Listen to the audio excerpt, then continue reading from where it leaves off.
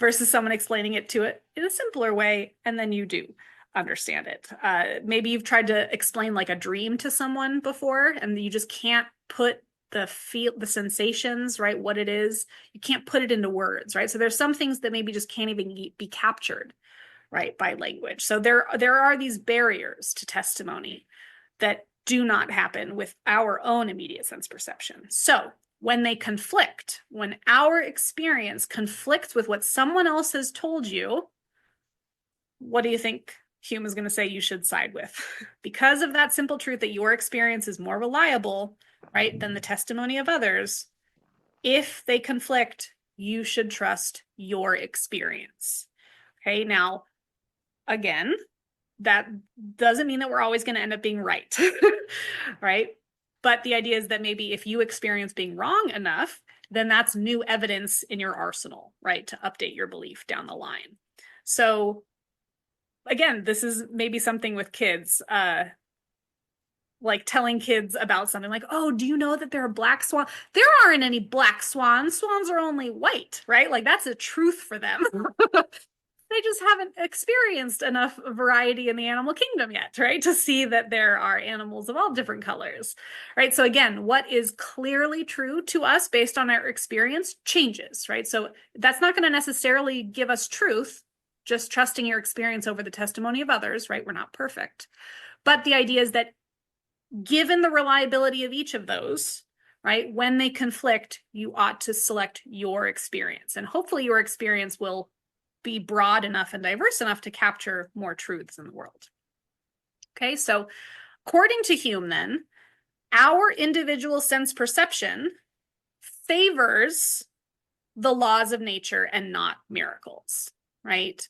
So again, he's not saying we can have absolute knowledge of laws of nature, but our experience favors those being more likely to be true than the occurrence of miracles. And this is especially because he thinks miracles have not historically been experienced by people personally. Miracles are told through testimony in scripture. And so again, if we just are following from the reasoning before, you should always prioritize your experience over the testimony of others, even if that testimony isn't a sacred text. Okay, so because of this, he thinks we are never justified in believing that a miracle has occurred. Okay, so in the case of miracles, our evidence in favor, right, of miracles almost always comes from the testimony of others, notably eyewitness accounts, but those are difficult to document historically, right? And eyewitness accounts are not always consistent depending on who the witness was. Right? Again, if you've watched Law and Order or something like this, you've probably heard this. Like there are as many versions to a story as there are pairs of eyes, right? You could have 10 people watch the same thing and they'll all give you different accounts of what happened, right? The car was a different color, the person was a different color, a different height. Like we all see very, very different things. And again, maybe you've even done some of these psychology experiments. Have any of you seen the gorilla basketball one? Where they ask you to watch a video and count how many times the basketball is being passed, right? And if you're focused on the task, most people don't even observe a gorilla walking through, right? Like our brains are really selective in what they observe. So again, our sense perception, even at that moment, is not always accurate, right? So again, getting eyewitness accounts to coincide and be consistent is very difficult. So our evidence against miracles, right, comes again from our experience. So for Hume, the testimony in favor would have to be more forceful than the laws of nature that contradict it. Okay, so what would that require, right? Because again, he's not being so arrogant to say that we're always right, right? So what would need to be the case for us to believe that a law of nature has been broken, even if our experience didn't tell us that?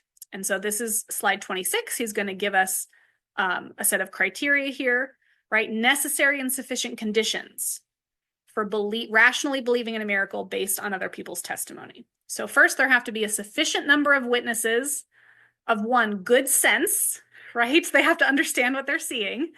Okay, so yeah, if you have a bunch of kids watching like a magic show, and they all give you the same testimony of what happened, that doesn't necessarily mean, right, that what they witnessed was as they described, because they maybe don't understand enough about the way illusory magic works, right? Tricks of the hand, right? So they don't have enough understanding to know to properly assess what they're seeing. Okay, so they have to have enough good sense. You have to have a good education, again, preferably to understand something about science and the laws of nature that are supposedly being violated. Again, we used the apocalypto example, right? Of course, you're going to think that a miracle has occurred during a solar eclipse if you don't understand, right, certain things about orbital patterns.